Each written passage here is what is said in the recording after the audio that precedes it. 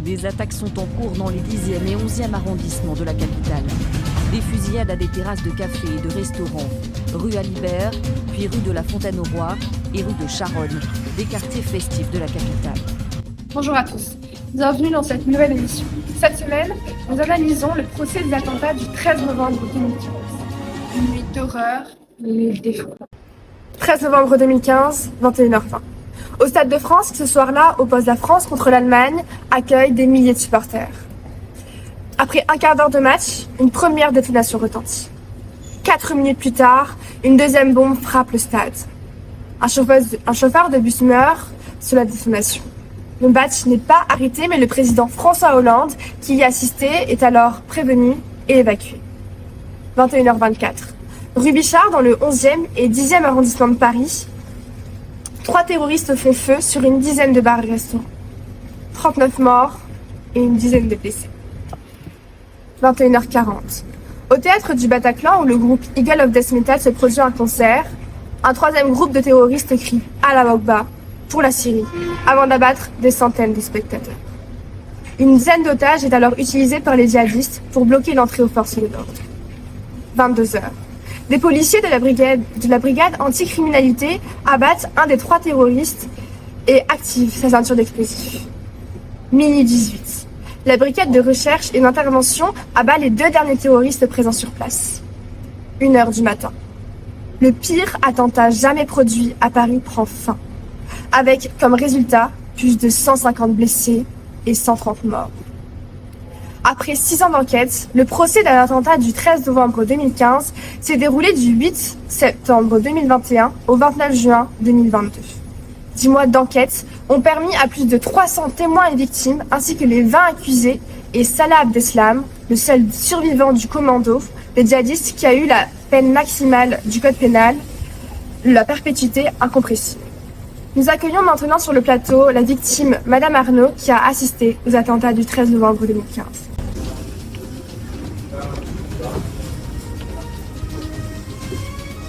Madame Arnaud, vous qui êtes une victime de ces attentats, pouvez-vous nous raconter votre histoire, votre vécu, votre... Mon copain Pierre venait quitter ses 20 ans. Il voulait me faire découvrir les Eagles of Death Metal. C'était censé être un moment heureux, je n'aurais jamais pu imaginer une telle horreur. Le concert avait déjà commencé, la salle était pleine, on avait commandé des verres au bar et on allait dans la fosse. L'ambiance était super, les gens étaient heureux, ça faisait vraiment plaisir à voir. J'ai commencé à filmer certaines chansons pour l'envoyer à mon père.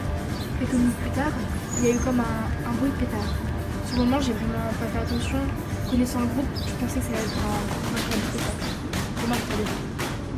Je continuais à filmer, mais j'avais du mal à cadrer, je comprenais pas trop ce qui se passait, mais je sentais bien que les gens s'agitaient un peu plus.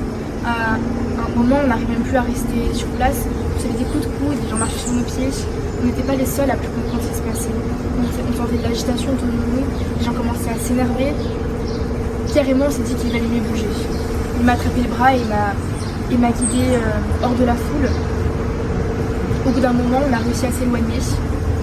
On cherchait ce qui les faisait fuir. Je voyais pas bien. Et à un moment, j'ai vu 3 hommes armés. Je pouvais pas croire qu'ils tiraient sur des gens. C'est Pierre qui a eu le réflexe de nous mettre par terre. Il a voulu me protéger, il s'est jeté sur moi. J'ai senti que je m'étais fait super mal au bras.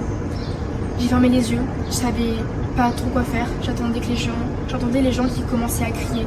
J'essayais de me concentrer sur les bruits des tirs. Je me souviens que je priais pour que ça s'arrête. C'était juste horrible. Je les ai entendus crier qu'ils venaient venger leur frère de Syrie. C'est à ce moment-là que j'ai compris qu'on avait affaire à des terroristes. On voyait les terroristes s'éloigner. On disait qu'ils allaient finir par partir ou que la police viendrait nous sauver. Il fallait juste attendre. Je les voyais qui s'avançaient vers un groupe qui était coincé dans la scène à l'opposé de nous. C'est vraiment horrible à dire, mais dans ces moments, on est content que ce soit pas nous. C'est quand je les ai vus tirer sur les corps inertes que je me suis dit qu'on était foutus. J'arrêtais pas de m'imaginer le moment où ils viendraient vers nous et qu'ils nous tiraient dans le dos.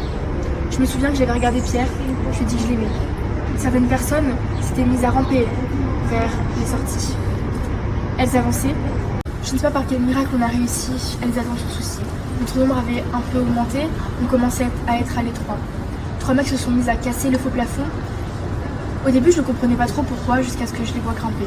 Le but était de ramper dans le faux plafond jusqu'à arriver à une autre salle. Sur le coup, j'avais vraiment peur que tout le monde se précipite pour passer. Mais les premiers, mais j'étais vraiment surprise. Les gens aidaient les blessés. Je continuais à suivre les gens jusqu'à ce qu'on atterrisse dans une des loges. La salle était minuscule et isolée, on entendait les coups de feu. Mon premier réflexe a été d'envoyer un message à mes parents pour leur dire que je les aimais. Et je me suis dit, c'est bon, les policiers vont nous sauver. Alors je me suis accrochée toutes mes forces. J'ai essayé de me concentrer pour tenir et tenir encore. J'ai eu ma vie défiler, j'ai vu le visage de mes proches. J'étais persuadée que tout allait exploser. Heureusement, aucun terroriste n'est jamais entré. Au bout d'une éternité, la police nous a retrouvés et on a pu sortir. Ils nous ont demandé de mettre nos mains sur nos têtes et de nous mettre en file indienne.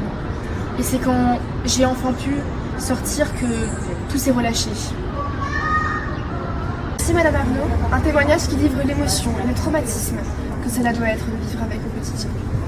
Maître Atoy, un des 327 avocats du parti civil qui a participé au procès des attentats du 13 novembre 2015, nous rejoint maintenant sur le plateau.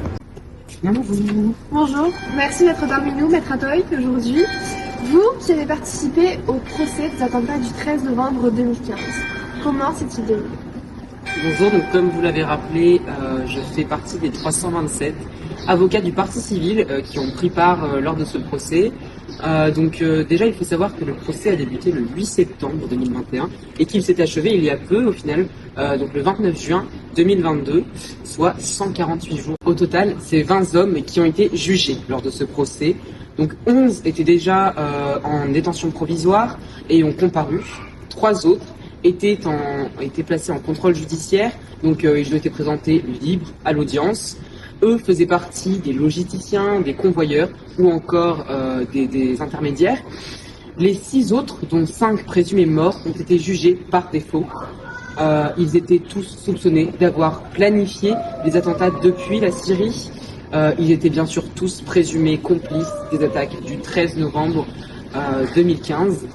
Les regards se sont notamment tournés vers Salah Abdeslam, accusé le plus connu de ce procès, et seul membre du commando à avoir survécu, semblerait-il. Le procès a été présidé par Jean-Louis Perriès. 5 magistrats professionnels ont composé la cour d'assises. 3 avocats généraux ont représenté l'accusation. 1765 personnes physiques et morales ont constitué le parti civil. Et enfin, 327 avocats des partis civils et 28 avocats des accusés ont constitué le dossier. Pendant ce procès, il ne faut pas oublier que malgré que le président du procès ait rappelé les faits, il y avait l'appui de plusieurs visionnages d'extraits de caméras de vidéosurveillance, notamment des terrasses aux alentours. Les enquêteurs ont eux aussi rappelé les faits et les accusés ont pu s'exprimer, parfois provoquant la colère du parti civil, on peut l'imaginer. En effet, en tant qu'avocat, j'ai suivi ce procès et pense qu'il a servi de thérapie et à renforcer la communauté des familles, mais aussi bien sûr des rescapés. Les parties civiles ont commencé à témoigner plus tard, à partir du 28 septembre. La cour d'assises spéciale a par la suite entamé des premières interrogations des accusés. Un moment marquant de ce procès a notamment été lorsque l'ancien président de la République française, François Hollande, a témoigné devant la cour d'assises. Enfin, la plaidoirie finale a eu lieu le 13 juin et le 29 juin, la condamnation est tombée. Très bien, merci beaucoup, Maître Atoy, pour ce témoignage.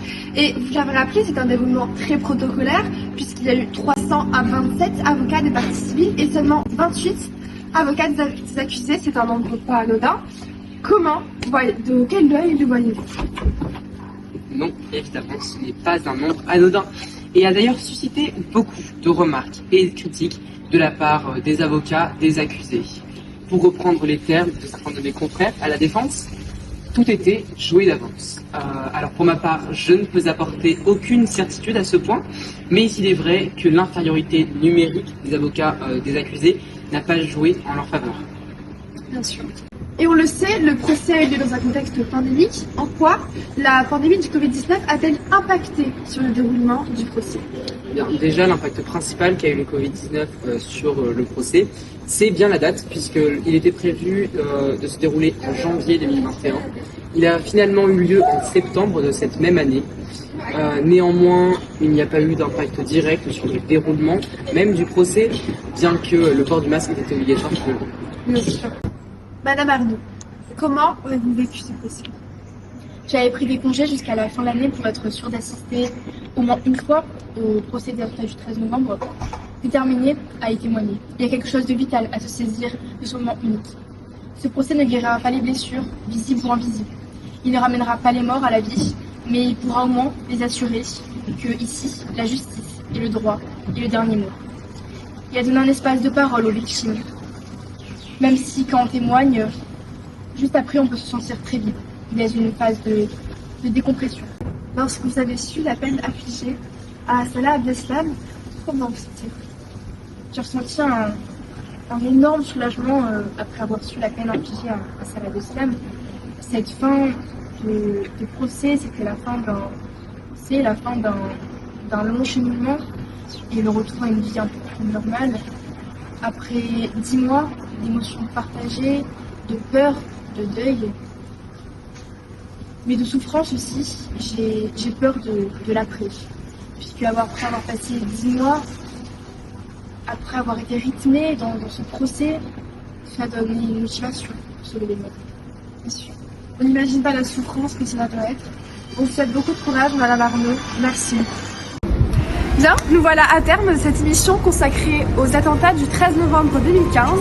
Nous nous retrouverons la semaine prochaine pour se consacrer à l'Organisation des Nations Unies.